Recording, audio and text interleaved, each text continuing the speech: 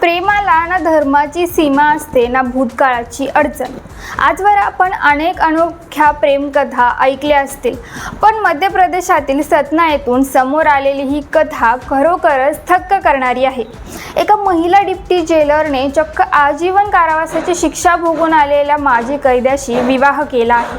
ही प्रेमकथा सध्या संपूर्ण देशभर चर्चेचा विषय ठरली आहे। नेमकी कोण आहे ती जेलर महिला आणि तिला तुरुंगवास भोगणाऱ्या कैद्यावर प्रेम कसं झालं, जाणून घेऊया या व्हिडिओत। नमस्कार मंडळी, फिलिंग्स मनातल्या चॅनलवर आपले स्वागत आहे।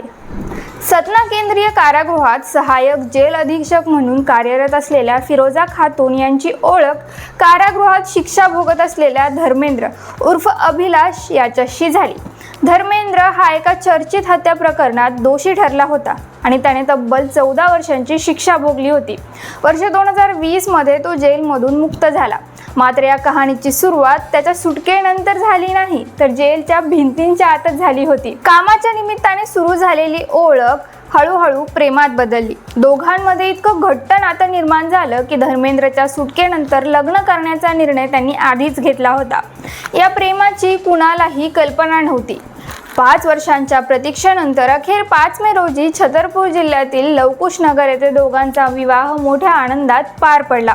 विशेष म्हणजे मुस्लिम समाजातील फिरोजा खातून यांनी हिंदू धर्मीय धर्मेंद्र सोबत हिंदू रीतिरिवाजानुसार 7 फेरे घेतले आणि आयुष्यभर साथ देण्याची शपथ घेतली। या विवाहाला फिरोजा यांच्या कुटुंबाचा विरोध होता। आपल्या मुलीचे लग्न समाजातच व्हावे अशी त्यांच्या कुटुंबियांची इच्छा होती, त्यामुळे त्यांच्या कुटुंबातील कुणीही या विवाहाला उपस्थित राहिले नाही।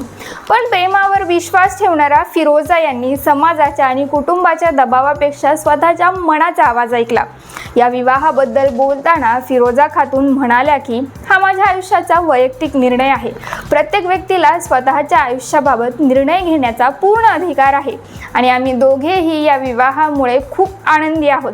कारागृह अधीक्षक लीना कोष्टा यांनीही सांगितलं की धर्मेंद्र हा 5 वर्षांपूर्वी शिक्षा पूर्ण करून मुक्त झाला होता आणि हा निर्णय पूर्णपणे फिरोजा यांच्या वैयक्तिक आयुष्याशी संबंधित आहे।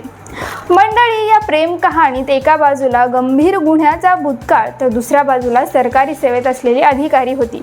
समाजाच्या दृष्टीने हे नाते अनेक प्रश्न निर्माण करणारे असले तरी या दोघांसाठी ते फक्त प्रेम आणि विश्वासाचं बंधन आहे। ही कथा आपल्याला एक महत्त्वाची गोष्ट शिकवते।